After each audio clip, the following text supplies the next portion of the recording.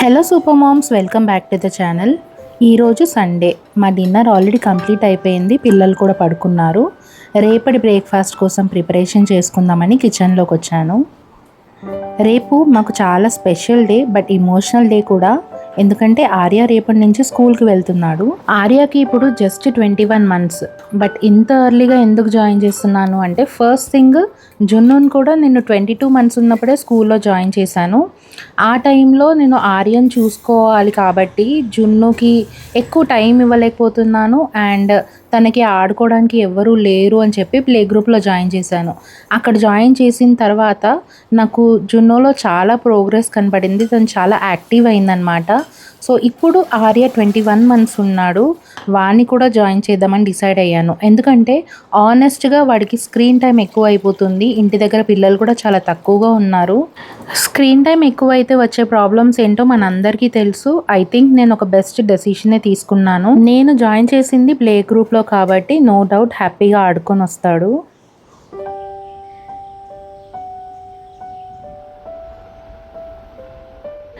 మాకు రోజు జున్నుని స్కూల్కి పంపించడానికి చాలా టైం పడుతుంది. ఈరోజు ఇద్దరూ వెళ్ళాలి. మేనేజ్ చేయగలమో లేదో అని చెప్పి చాలా ఎర్లీగా లేచాము.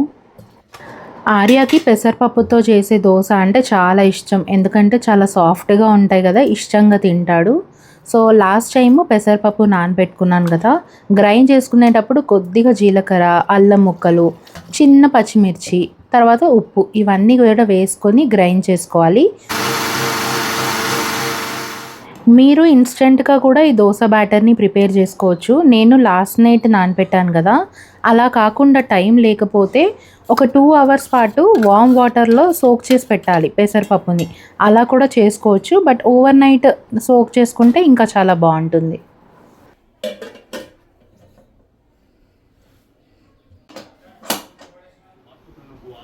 ఈ రోజు నుంచి నేను ముగ్గురికి లంచ్ బాక్స్ ప్యాక్ చేయాలి. నాట్ ష్యూర్ ఆర్య తింటాడో లేదో తెలియదు. జున్ను ఎంత ప్యాంపర్డ్ కిడ్ అయినా కూడా తను ఫస్ట్ టైం స్కూల్కి వెళ్ళినప్పుడు నేను అంత నర్వస్గా ఫీల్ అవ్వలేదు. నాకు నర్వస్ కంటే ఎక్కువ ఎగ్జైట్మెంట్తో పంపించాను అనమాట. తను ఏదో ఒకటి నేర్చుకుంటుంది అని చెప్పి. ఎందుకంటే తను చాలా యాక్టివ్గా ఉండేది. ఏదో ఒకటి నేర్చుకోవాలి అనేది చాలా ఎక్కువగా ఉండేది తనలో. అలాగే స్కూల్కి వెళ్ళడం కూడా జున్ను చాలా ఎంజాయ్ చేస్తుంది అనమాట. ఆర్య వీటికి కంప్లీట్లీ ఆపోజిట్ అనమాట. ఇవన్నీ నాకు ఎందుకు, అమ్మ ఉంటే చాలు నాకు అని అనుకుంటాడు. జున్ను చాలా ప్రాక్టికల్గా బిహేవ్ చేస్తుంది. బట్ ఆర్య కొంచెం సెంటిమెంటల్గా ఉంటాడు. నాతో అటాచ్మెంట్ ఎక్కువ. సో ఇప్పుడు వాడికి న్యూ ఫ్రెండ్స్ కంపల్సరీగా కావాలి.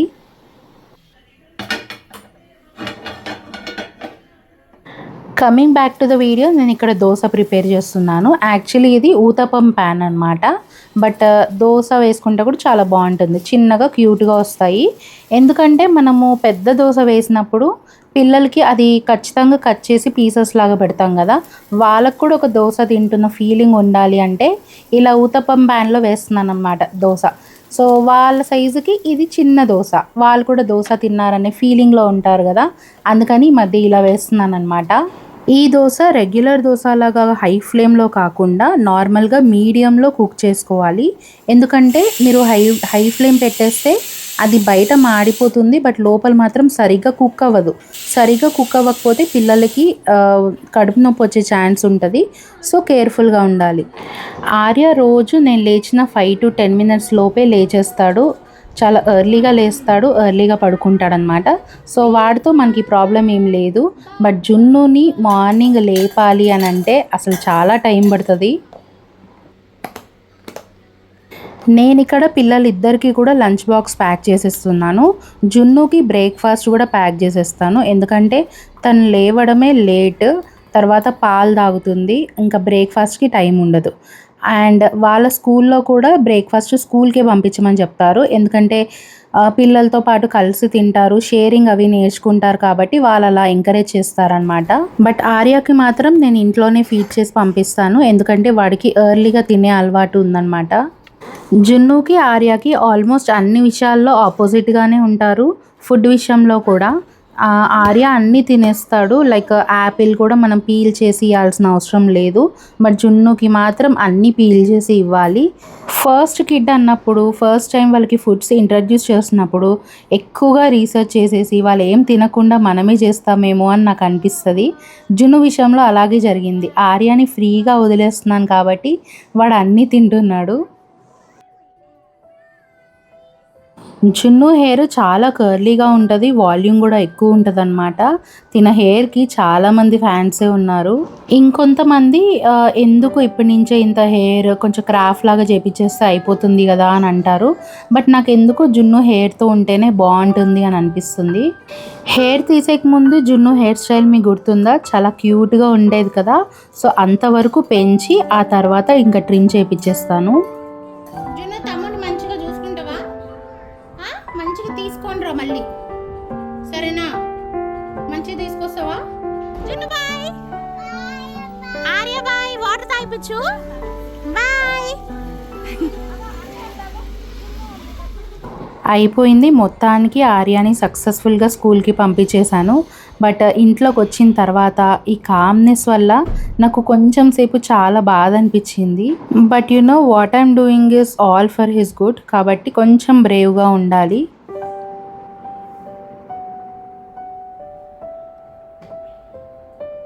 ఒక మంచి కాఫీ తాగేసి ఇంకా వర్క్ స్టార్ట్ చేసుకున్నాను. అండ్ ఇల్లు పిల్లలు ఉన్నప్పుడు చాలా మెస్సీగా ఉంటుంది కదా. స్కూల్కి వెళ్ళిపోయిన తర్వాత నాకు ఆల్మోస్ట్ 1 అవర్ పడుతుంది ఎక్కడిదక్కడ సెట్ చేసుకోవడానికి.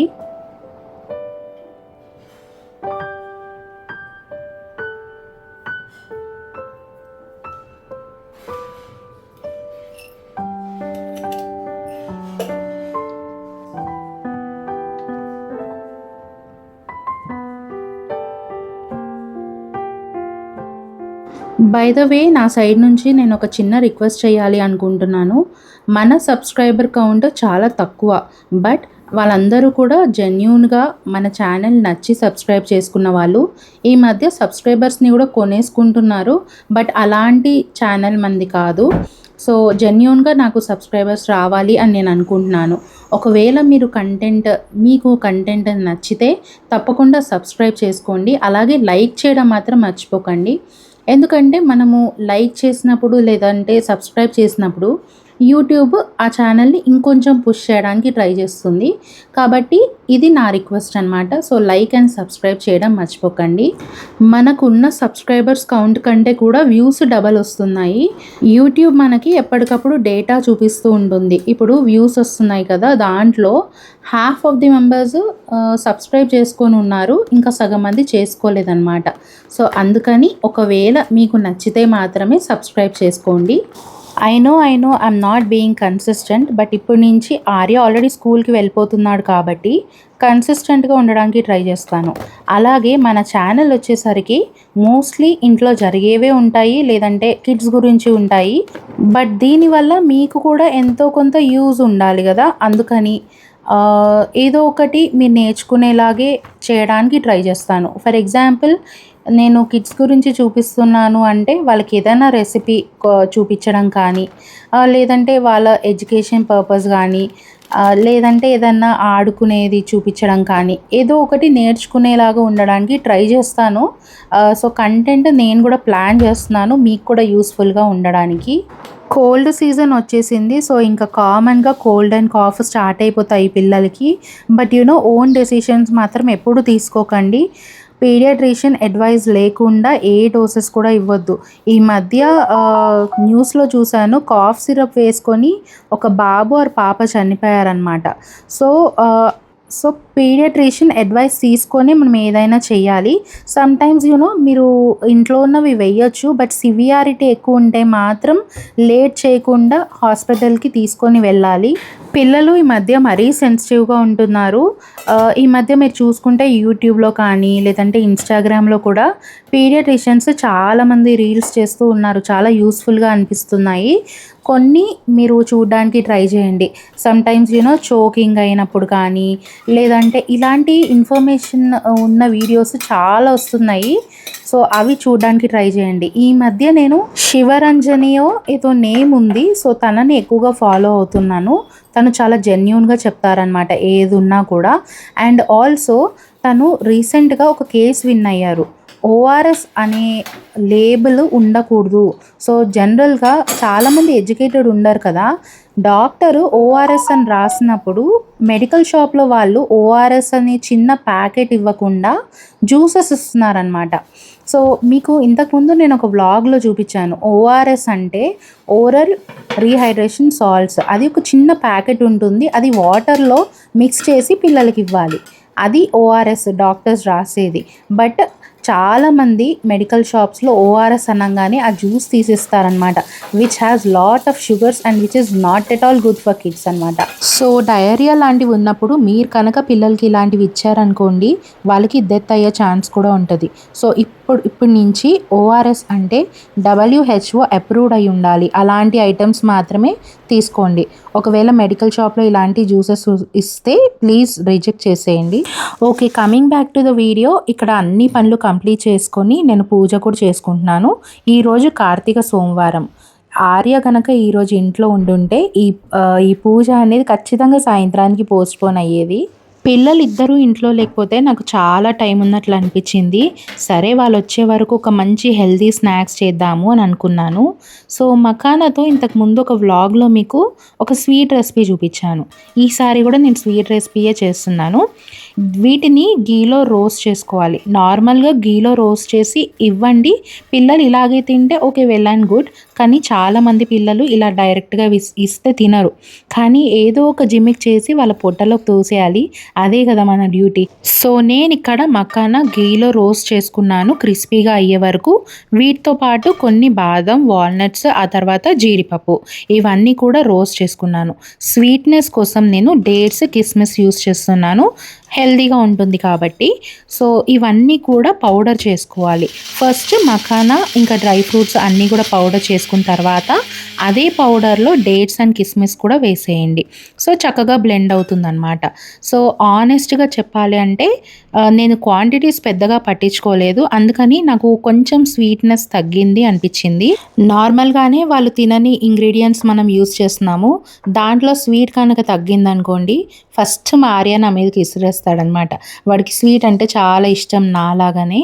సో కొంచెం గీ కూడా యాడ్ చేసి ఇంకా కొంచెం జాగరీ పౌడర్ కూడా యూస్ చేశాను స్వీట్నెస్ కోసం అని చెప్పి. అండ్ ఈసారి లడ్డూలు చుట్టిన తర్వాత టేస్ట్ చేశాను అండ్ చాలా బాగా అనిపించింది. నాకు టేస్ట్ చాలా బాగా వచ్చాయి. మీరు కూడా తప్పకుండా ట్రై చేయండి. దీనివల్ల ఏంటంటే వాళ్ళకి ఎనర్జీ ఉంటుంది, మంచి ప్రోటీన్ సోర్స్ కదా. సో వాళ్ళు కూడా ఈ స్నాక్ని చాలా బాగా ఎంజాయ్ చేస్తారు. ఎప్పుడైనా చేసి మీకు ఎలా వచ్చిందో నాకు కామెంట్ చేయండి. ఆర్యా, ఏం చేసినావు మా స్కూల్లో? ఆమె తిన్నావా? మరేం చేసిండు తమ్ముడు? ఏడ్చాడా? బాగా ఏడ్చాడా? ఎక్కడ ఏడ్చాడు? వ్యాన్లోనా స్కూల్లోనా? వ్యాన్లోనా? స్కూల్లో ఏడవలేదా? లడ్డు తింటావా? ఇయ్యాలా? ఆర్య, ఇది అక్కకి, ఆ చేత్తో తిను. బాగుందా? తినేది. థ్యాంక్ యూ అమ్మ చెప్పవా? మొత్తానికైతే ఇద్దరికి లడ్డు చాలా బాగా నచ్చింది. ఇద్దరు పోటీ పడి అన్నీ కూడా తినేశారు. కోర్స్ నేను కూడా తిన్నాను అనుకోండి, బట్ తక్కువ క్వాంటిటీలో చేశాను కదా, మా ముగ్గురికి అయిపోయాయి అనమాట. అట్లీస్ట్ వాళ్ళ నాన్నకి టేస్ట్ చేయడానికి కూడా మిగలలేదు. సో అదనమాట. అండ్ ఆర్య ఫస్ట్ డే స్కూల్కి వెళ్ళొచ్చిన తర్వాత ఎలా ఉంటాడో అనుకున్నాను, బట్ హీ వాజ్ ఓకే. ఇంటికి వచ్చిన తర్వాత నాకు ఇంకా యాక్టివ్గా అనిపించాడు. సో బెస్ట్ డెసిషన్ తీసుకున్నాను అని అనుకున్నాను అండ్ ఇట్ ఈజ్ రైట్. అదనమాట ఈరోజు వ్లాగ్. మీకు నచ్చిందా? అయితే ఏం చేయాలో తెలుసు కదా, please like, share and subscribe. ఈసారి లైక్స్ ఎక్కువగా వస్తాయా అని నేను ఎక్స్పెక్ట్ చేస్తున్నాను. Let's see. ప్రతిసారి ఒక 5 to 6 లైక్సే వస్తున్నాయి, బట్ బాగానే చూస్తారు. లైక్ చేయడం మాత్రం మర్చిపోకండి. మళ్ళీ ఇంకో వీడియోలో కలుద్దాము. అంతవరకు బై బై, సీ యూ.